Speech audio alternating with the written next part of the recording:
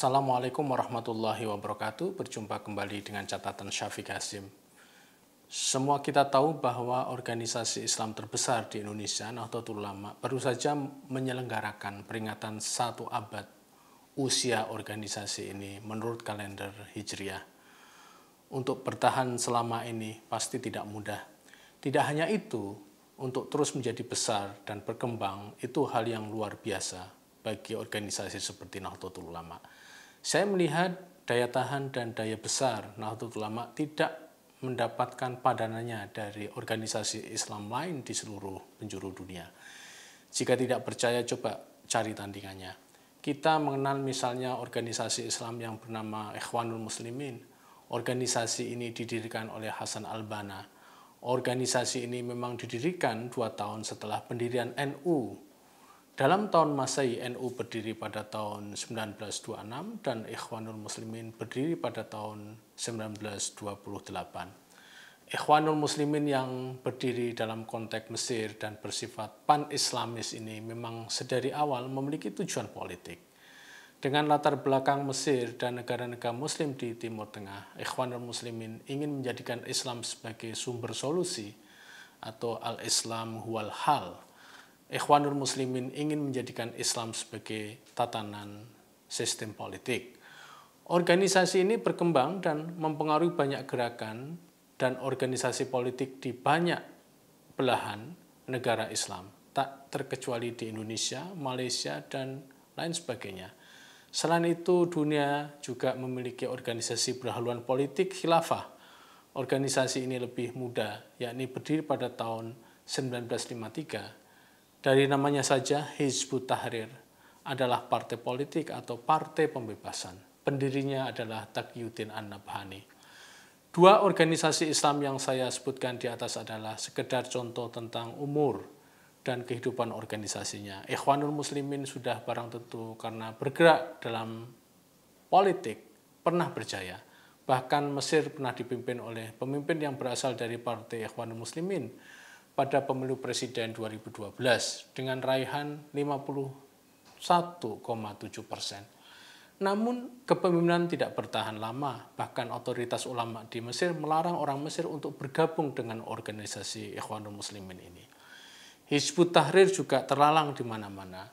Secara keanggotaan, mereka ini sebenarnya tidak terlalu besar, namun memiliki militansi politik. NU itu lahir pertama bukan menjadi partai politik, tapi sebagai organisasi keagamaan atau perkumpulan. Orang NU menyebut NU adalah jam'iyah. Sebagai jam'iyah, NU melayani fungsi keagamaan dan sosial bagi para anggotanya.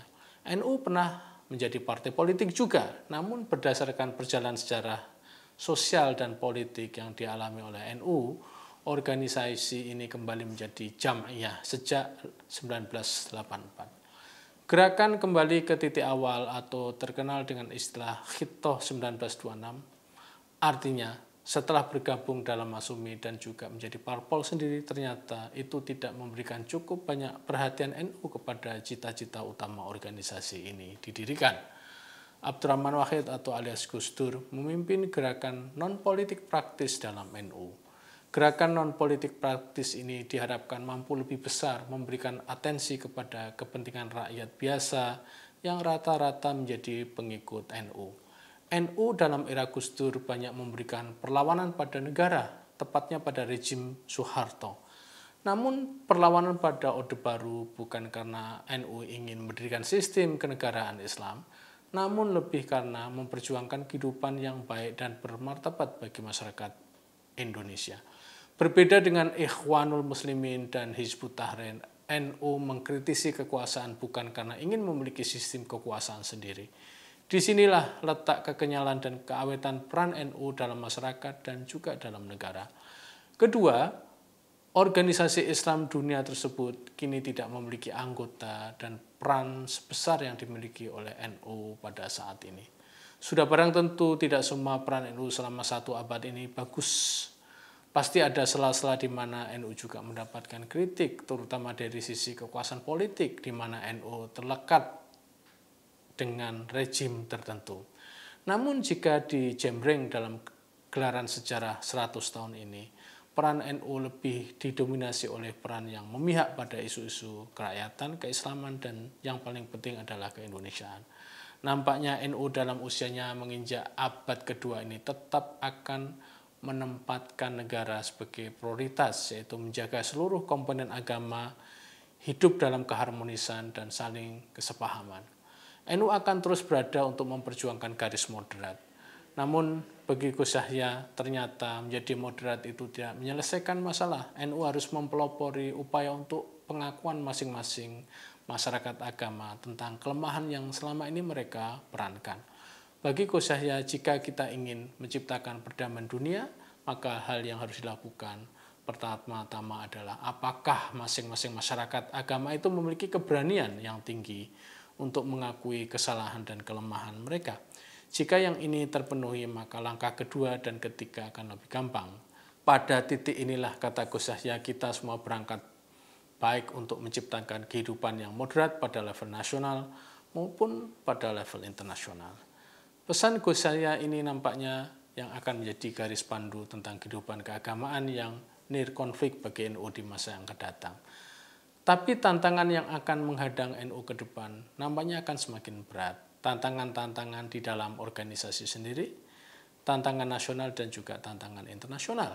Tantangan-tantangan di dalam organisasi sendiri atau di dalam NU sendiri, terutama Nahdien juga tidak kalah menantang. Misalnya peran masyarakat NU di dalam kehidupan ekonomi, dalam kehidupan pendidikan yang masih terus harus ditingkatkan. Pada level nasional, peran negara yang semakin kuat, kesenjangan ekonomi dalam kehidupan masyarakat, kualitas sumber daya manusia yang semakin merosot, dan juga ancaman destabilisasi negara adalah hal yang harus juga dihadapi oleh NU. Pada tingkat internasional, NU akan membawa agenda baru bagaimana organisasi ini bisa membawa misinya ke tingkat internasional tersebut. Misalnya NU menyelenggarakan halaqah fikih peradaban, di mana di dalam halaqah ini NU mendiskusikan hal yang sangat krusial, bagaimana Islam atau fikih berdialog dengan Konvensi Hak Asasi Manusia PBB. Ini terobosan yang luar biasa dan menjadi agenda banyak negara untuk membicarakan, namun hal itu tidak selalu terwujud. Kini NU mendiskusikan masalah ini. Jika NU bisa mencari titik temu antara fikih dan HAM, maka itu akan menjadi contoh dunia, karena selama ini konflik dan ketegangan di dunia ini salah satunya dipicu oleh bentrok konseptual antara Islam dan HAM. Sebagai catatan, usia 1 abad NU ini adalah pembuktian nyata bahwa organisasi ini selalu ada untuk kita, untuk Indonesia, dan untuk masyarakat dunia. Kita yang menikmati kehidupan yang enak ini harus berterima kasih kepada NU. Demikian, wassalamualaikum warahmatullahi wabarakatuh.